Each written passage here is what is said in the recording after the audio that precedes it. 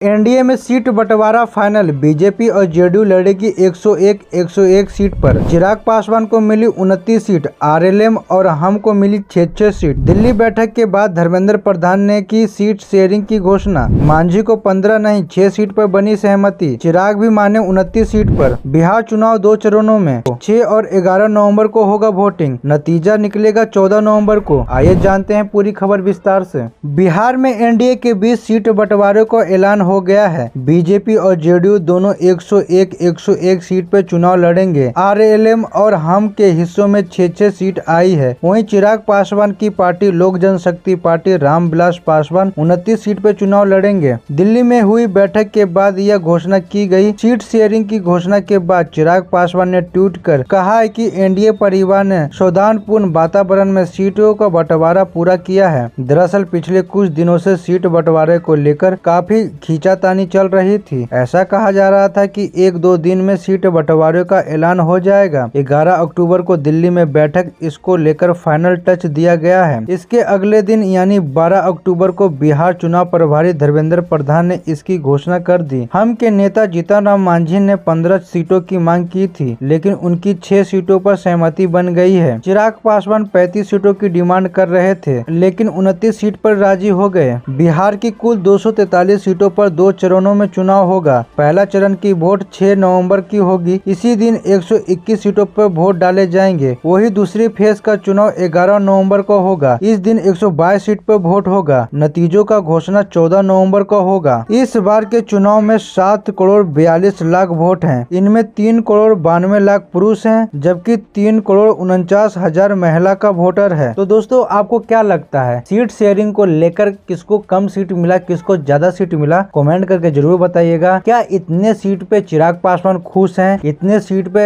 जीतन राम मांझी खुश हैं? इतने सीट पे उपेंद्र कुशवाहा खुश हैं? कमेंट करके जरूर बताइएगा। मिलते हैं अगले वीडियो में। जय हिंद, जय बिहार।